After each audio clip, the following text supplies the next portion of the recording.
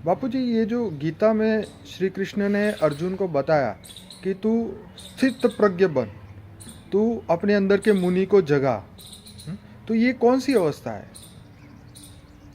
स्थित प्रज्ञ अवस्था जो गीता में बताई गई है, जो श्री कृष्ण ने अर्जुन को बोला तू स्थित प्रज्ञ अवस्था को पा।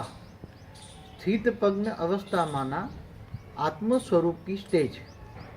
अब आत्मस्वरूप की स्टेज कब? जब आत्मा परमात्मा को जानता है और जब परमात्मा को याद करता है तो परमात्मा के पास से परम प्रकाश आता है, और उसकी आत्मा में जब परम प्रकाश आता है, डिवाइन लाइट आती है, परम प्रकाश माना डिवाइन लाइट आती है, तब आत्मा में जब शक्ति आती है, आत्मा में पावर आने से उसके सारे सूक्ष्म शरीर कारण शरीर सब चार्ज हो जाते हैं। तब उसकी आत्मा में से काम क्रोध लोभ मोह अहंकार सब निकल जाते हैं और नष्टो मोहा की बन जाता है। तो नष्टो मोहा स्मृति लब्धा। स्मृति लब्धा माना उसको आत्मस्वरूप की अनुभूति होती है, और जब आत्मा आत्मस्वरूप की अनुभूति में होता है तब उसके अंदर से भय मोह अहंकार सब कुछ चला जाता है। और जब भय चला जाता है तो ये भव सागर तर जाता है। भव सागर तरना माना ये माया का सागर है, ये संसार सागर को भव सागर कहते हैं। तो क्या ये कलयुग में पॉसिबल है? हाँ, पॉसिबल है।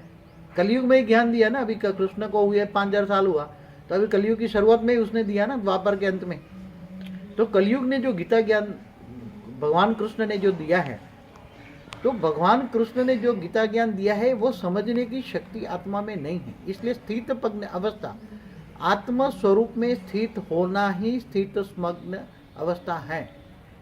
वो आत्मा की स्टेज है, आत्मा की आधार है। तो इसके लिए क्या प्रोसेस करना चाहिए? क्या योग करने से ये अवस्था पहुंच सकता है इंसान? हाँ, आत्म स्वरूप में ये घर गृहस्थ में रहकर, घर सन्यासी बनने की जरूरत नहीं है। भगवान ने बोला है योग की प्रोसेस क्या है? योग की प्रोसेस क्या है कि तुम परमात्मा को जानो। पहले परमात्मा कौन है, तुम पहले परमात्मा को जानो। जब तक तुम परमात्मा को नहीं जानोगे तब तक तुम्हें परमात्मा से पावर नहीं मिलेगी, तब तक तुम्हारी आत्मा के अंदर पावर नहीं आएगी, और जब तक आत्मा में पावर नहीं आएगी तब तक विकार दूर नहीं होंगे, तब तक स्थित प्रज्ञ अवस्था नहीं होगी।